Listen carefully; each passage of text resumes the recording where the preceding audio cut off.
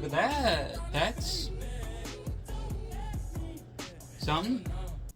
Alright, this video was on the back burner because I assumed like a normal person, Toby Fox would announce the game and then release it in like September. But he fucking hates me personally. So here we are. Editing Aubrey, jumping in here to say this video will contain major story spoilers for all 4 chapters of Deltarune. And if you haven't played the game, this video will make literally 0 sense whatsoever. Go play it now. Play it now. Deltarune is the 2019 action RPG released. You don't need me to fucking do this. You know what Deltarune is. Just fucking, who cares? When Chapter 1 and 2 first came out, we all assumed that there was a pretty easy pattern that Deltarune was going to be following, but then Chapter 3 came out and just kind of fucked up everything. We used to think each chapter would end with a final boss that was pretty relevant to the Dark World that preceded it, but given how Chapter 3 ended and how Chapter 4's Dark World doesn't even have a leader, a lot of people seem to abandon that framework. But I still think that it can be useful. Partly because I think we can still use this framework to predict how things are going to go going forward, but also because I'm autistic and I really like categories. I've seen a lot of people do art of the final bosses of all the chapters, and they include the Knight and Titan, and, like, that's not technically wrong, but come on, man. Humans cannot resist a good pattern. We love those fuckers, and despite what you've been told on Twitter.com, Toby Fox is, in fact, a person. For most of this video, I'm using theory in the scientific framework of looking at reality kind of way, but towards the end of the video I'm also going to get into the it's just a theory MatPat use of the definition, so keep that in mind going forward. So what is my theory anyway? Well, it's called Big Man.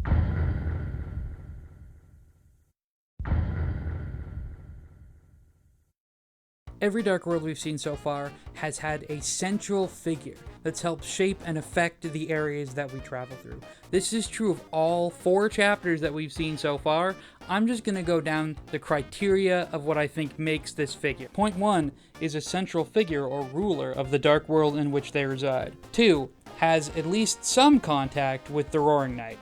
3 is directly related to Susie both narratively and meta-narratively. Is a presence throughout the whole of the campus for which they are the big man. The secret 5th rule is they're not Ralsei because the Castletown fountain is weird and I don't want to talk about it. I don't like reading off a script. It makes me look like a fucking asshole. I'm gonna have to do a lot of cuts in this video. Jarvis, cut that out.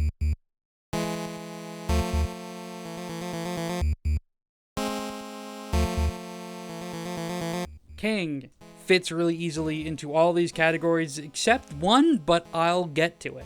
He's obviously the king of the Dark World in which he lives in. His name is King. He also has a lot more control over the Dark World than other characters who are also powerful, given the fact that Card Castle is Card Castle, even though deck of playing cards, not much to separate them from every other toy that is in that room, but whatever. He also has direct contact with the Knight, as confirmed by him when he says that he is working for them. So that is also that checked off the list. He relates to Susie narratively by being a foil to her. He is her mirror. He even quotes her during the fight like a fucking loser.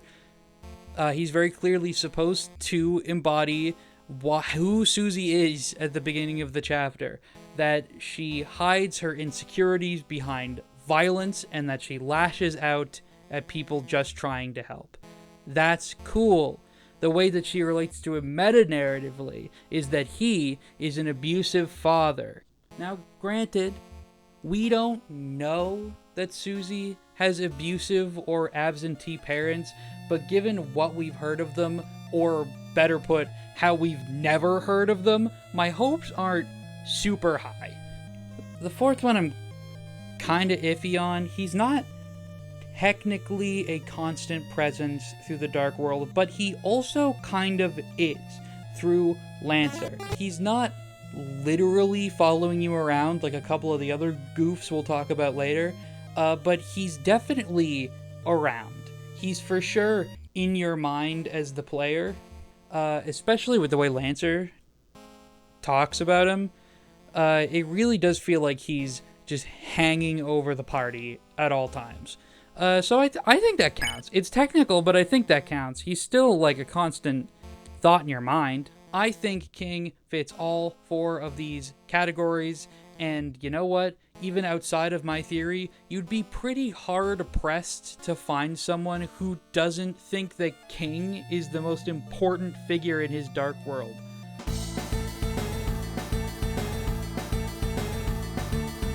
Queen is the queen of her Dark World. He got really creative with the names during the early bits of this game. She has tyrannical control over this world. Even in a lab filled with other computers, she is still the most important one. She also says she has direct contact with the night, and it has in fact worked for it in the past. So that's also pretty easy. She's also constantly interacting with you, following you through the Dark World, very obviously, a lot more obvious than King. Thank you, Queen. We love you. Don't leave that in. The iffy one in the criteria is relation to Susie, but I think I have an answer for that one too. I think Queen's relationship with Noelle is what ties her closer to Susie. Especially after what we saw of her in Chapter 4, Queen represents a very overbearing, over-controlling, overprotective mother that we know that Carol Holiday is. Just like Carol, she creates a divide and wedge between Noelle and Susie that Susie has to overcome. It's parallel storytelling, you see. All of the bosses have relationships with Chris and Noelle, but Susie is the one constant here, so forgive me for focusing on her. Wow, Queen was easy.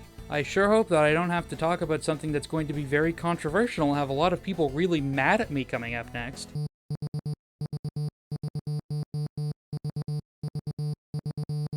Tenna is my favorite character. Anyway, I'm gonna have to do some justifying now, which is gonna be fun for everyone. First off, Tenna is obviously the central figure of the Dark World he's in, despite it being the entire Dreamer house. It's all TV themed. He also has some control over it, and now we're gonna get into that. After a while, a lot of random Darkners in this world start turning to stone, and the consensus among the community is that that is because they don't belong. I wholeheartedly disagree, and we're gonna get into what my theory is. So the argument is that the Zapper and Ram are stolen from Caddy's house and the library, respectively. First of all, the Pippins are also stolen from the school, so how do you explain why they don't turn to stone? Second, they are a TV remote and a power bar. And if you're going to argue to me that those things do not belong in a living room, you're crazy. Yes, I know it says in-game that the TV remote was stolen from Caddy's house, but I think that's just like a funny throwaway dialogue thing to explain why there's two. Besides, Ralsei says in Chapter 2 that Lancer was formed in a different darkness, so unless you're going to suggest that Chris stole RAM from the computer lab and plugged it into the back of the TV after Chapter 2 but before Chapter 3, I don't really buy that. You'd also have to argue that Caddy's house was a dark world at some point. So, you know, there's not a lot of evidence supporting that. And if you're going to argue, oh, the remote belongs at Caddy's house, you're going to need to explain to me what belonging means. Why would it not belong at Chris's house? Or the store it was bought from? Or the factory it was made in? Or the lithium for the battery belonging in the hole it was dug from? It doesn't make sense. The only canonical and for sure difference that we know happens between what happens in chapter 2 and what happens in chapter 3 is that Queen is fine and Tenna is having a mental breakdown. We also see the whole green room is fading as we enter, and unless you're going to argue to me genuinely that Chris and Azrael's room does not belong in Chris and Azrael's house, I have yet to see someone address what I'm saying in a way that makes sense to me. Anyway, Tenna has control over his dark world, and we're going to assume that I'm right. We see him talk directly to the Knight and also see that he is working for and gets killed by it. So that's also pretty conclusive evidence. It's so obvious how he's related to Susie that it almost feels insulting to say it, but I will anyway. What Tenna is going through is very clearly a metaphor for death, and a fear of death, and a fear of change, and a fear of being left behind. First of all, Susie's clearly his favorite.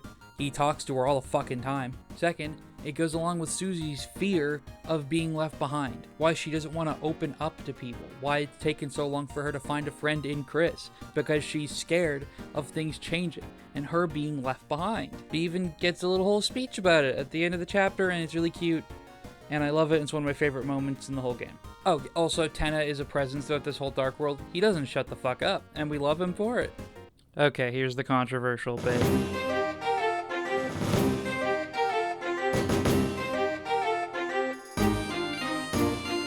It's stated directly in Chapter 4 that this Dark World has no leader. So who do you think my candidate would be? It's the old man. Well, okay, hey, I know a lot of people lump him in with the secret bosses, so let me make my case. We're gonna go backwards up the list this time instead, just because that's easier. He is a constant presence in this Dark World. He is following you all the time. The central hub area is his study. He's directly related to Susie. He's like Susie's... This is Susie chapter Susie. Fucking don't put that in the video. It's equally as insulting for me to explain why he's related to Susie, except this time I'm not going to do it. He's at least aware of the Knight. He gives you the shadow crystal after you beat him, and as far as we know, the Knight is the one who gives those out. So he's at least had like some minor contact with it. As for being a central figure, despite Alvin's office being kind of shoved to the side of the church, the old man's study is right in the middle of the Dark World, and he can walk through it with basically impunity.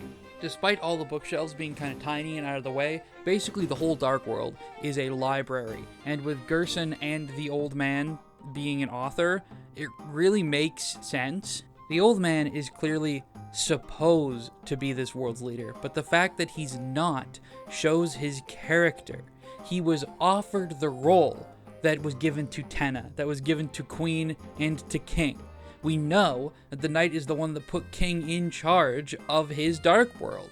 And we know that Queen got more tyrannical and more in control after meeting the Knight. The old man was offered the same thing, given the Shadow Crystal even, offered control of his Dark World. He's simply too good a person to accept it. That's my theory anyway. I think it's pretty strong, but also, now that we have a group of big men, to finish my theoretical framework, we're going to talk about the little guys.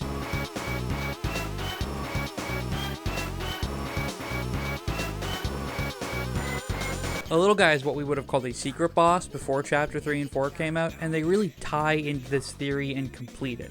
So we're going to go down the list and see what their criteria is too. 1. Someone directly related to the world's big man. 2.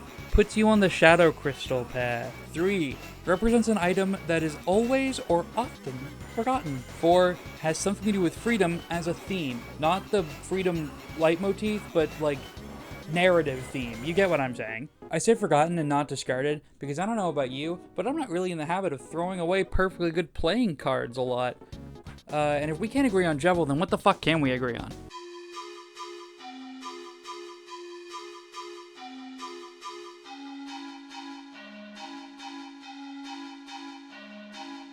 Speak of the Jevil,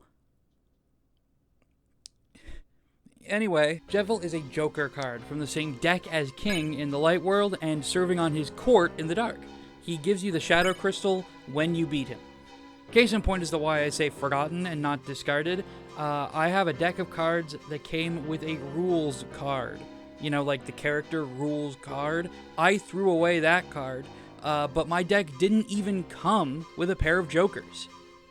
They're so forgotten, they don't even get included in decks sometimes. And I don't think rules card counts as a secret boss. Call me crazy. As for the freedom theme, the whole, like, inverse cage thing he has going on is pretty solid evidence to that. Basically everything about his dialogue, he's like the holotype specimen for what one of these characters can be.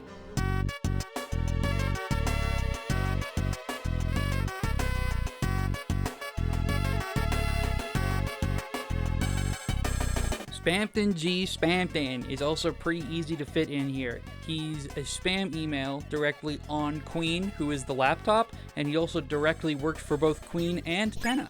Again, just like Jevil, fighting him gives you the Shadow Crystal, and the whole puppet strings motif during his fight, and how he talks about freedom is also pretty compelling that he has freedom as a main character theme. I think the play between forgotten and discarded comes back in here as well, because I can confidently say when I got spam emails, I didn't usually delete them, I kind of just left them in my spam inbox.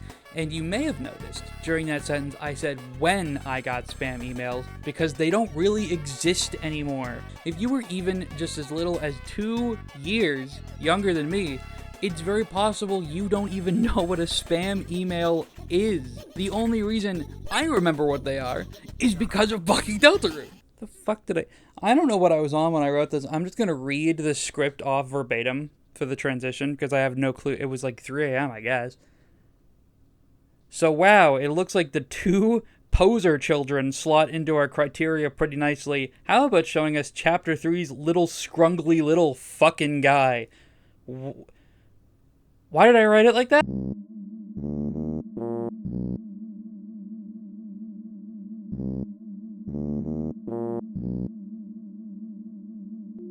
A lot of people think Chapter 3's secret boss is Eram, John Mantle, whatever, or the knight itself, and that does not sit right with me thematically. The much more viable candidate to me is Ram. The Mantle is an NES game, and the one thing I've learned after being on YouTube for so long is that people don't shut the fuck up about NES games. And the Knight, if you've been on Deltarune YouTube for even a few minutes, you also know people don't shut the fuck up about them too. So I think a power bar is a lot more viable candidate than those two. Unless we're going to argue that Des is Knight theory is correct, and also Des is kind of being forgotten about as time goes on. Oh my god, don't open that can of worms. Fucking put that away. I'm showing you a real photo of my TV setup downstairs now. There's one thing you might notice, or more accurately, might not notice, and that is the power bar. You can't see it. I often forget that power bars exist, that I have them plugged in and back until I have to go back to fix it, to do some cleaning, or because Caleb just fucking unplugs things, it doesn't plug them back in like a barbarian. Ram is the one who urges you down the Shadow Crystal path, even when no other character even acknowledges it. Unlike Jevil, who falsely believes that he has all the freedom he needs, and Spampton, who is desperately clawing at the edges of the freedom he wants, Ram is aware of what he is, and knows that because of that, he can never get that freedom. His only goal is to pass these ideas on to Chris, the person who has a chance of obtaining that freedom. Also, he is plugged into Tenna. TV Yowie.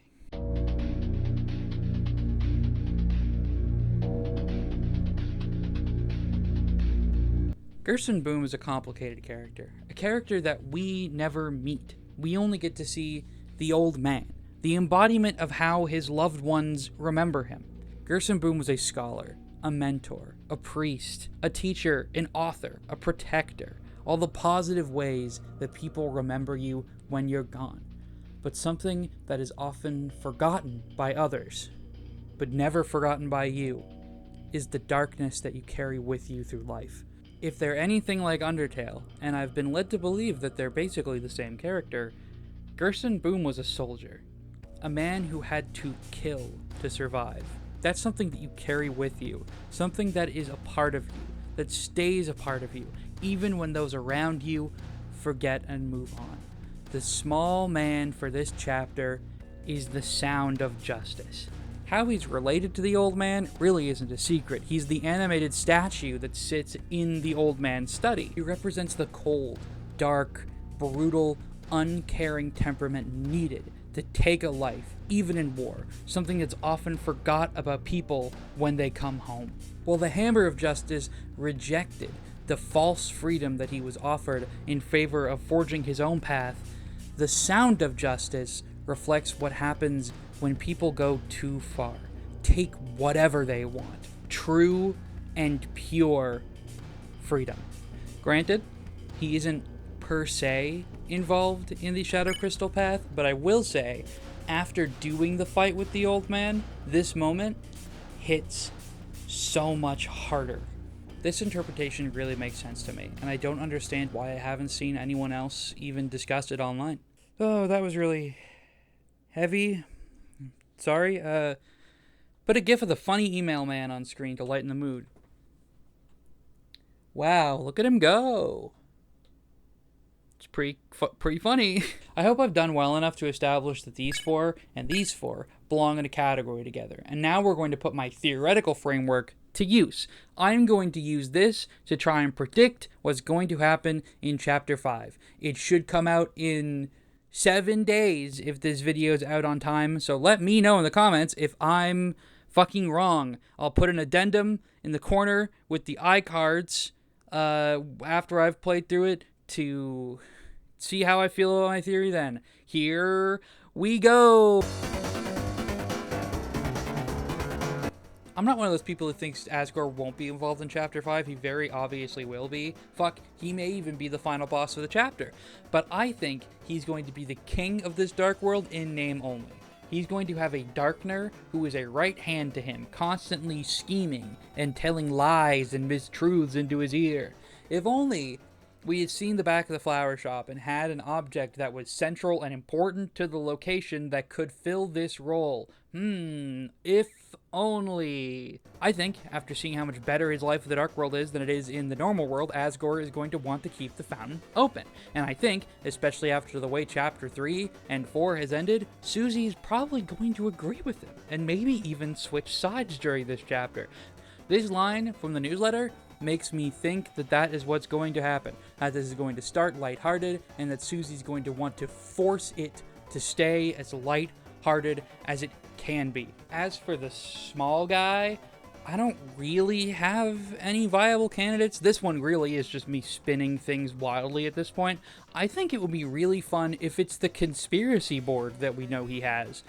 It very clearly has an emotional importance to Chris and upsets them, and also, come on, I can just see how it fits into the story as a Darkner. I don't really have any evidence for that. That one is just me gesturing at, like, wouldn't that be cool? But it would be, right? So that's my story prediction. And you may be wondering how I would respond to people who present a hole in my theory today. Yeah, you're probably right. I don't know what the fuck I'm talking about. The point here wasn't to present a 100% bulletproof, this is how things are theory. It was just to get you thinking.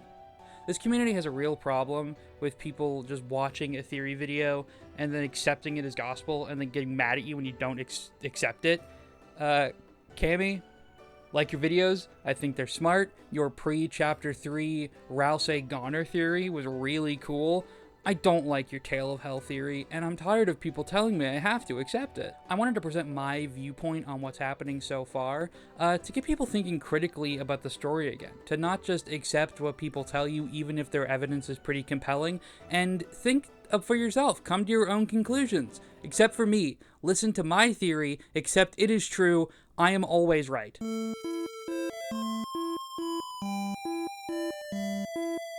Hey, that was a weird one, huh? The other things. I host 2 shows on the Nerdy Chicken YouTube page. One a shoot the shit type show with my friend Abby that's currently on hiatus called This Is Why We're Not Okay, and another one where I do an in-depth critique of the movies and shows in the Marvel Cinematic Universe with my friend Jackson called Marvelocity. The Avengers episode just came out, and as of time of this posting, I think Iron Man 3 should be out in 14 days, so look forward to that. I stream a lot on Twitch, not as much during the production of this video.